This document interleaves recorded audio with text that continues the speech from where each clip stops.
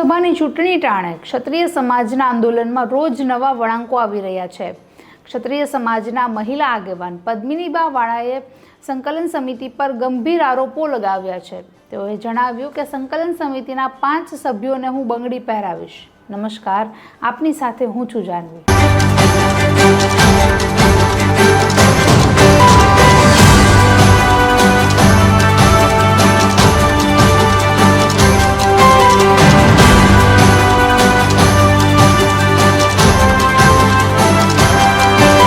સમાજના મહિલા મોરચાના અધ્યક્ષ પદ્મિનીબા વાળાએ સંકલન સમિતિ પર ગંભીર આરોપ લગાવ્યા છે।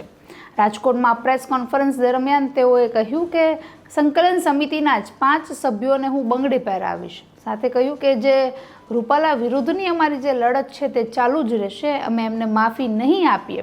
પણ કોંગ્રેસના નેતા રાહુલ ગાંધી અને ઉમેશભાઈ પણ જે બોલ્યા છે, રાહુલ ગાંધીએ જણાવે કે એમનું મોસાળ કયું છે ને આમ આદમી પાર્ટીના જે નેતાઓ છે તે કઈ બકાલું વેચીને જેલમાં નથી ગયા। એટલું વિચારવું જોઈએ કે આપણી જે સ્વાભિમાનની લડાઈ હતી એ ફોર્મ રૂપાલાભાઈએ ભર્યું ન ભરવા દેત ને ત્યાં સુધીની ક્ષત્રિય સમાજની લડાઈ હતી। અત્યારે ક્ષત્રિય સમાજને હાથો બનાવવામાં આવે છે અને અત્યારે આ બધી લડાઈ એક રાજકારણ થઈ ગયું છે।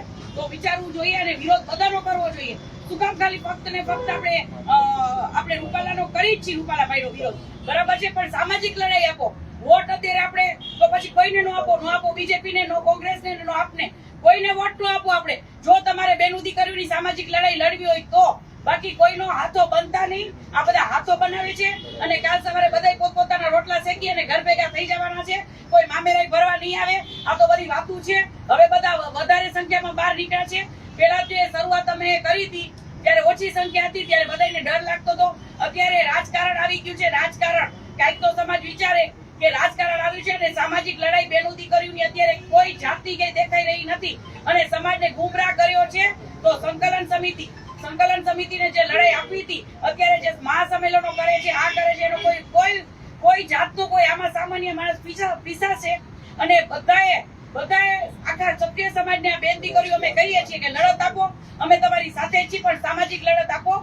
ક્યાંક ને ક્યાંક આપણો સમાજ હસીપાત્ર કહ્યું કે જે પણ લોકો રાજા રજવાડાઓ વિરુદ્ધ ટિપ્પણી કરે છે તે બધા વિરુદ્ધ મારે લડવું છે, પણ સાથે જે હિન્દુત્વને લઈને નરેન્દ્ર મોદીએ જે કાર્યો કર્યા છે તેને પણ આપણે ભૂલવા ન જોઈએ।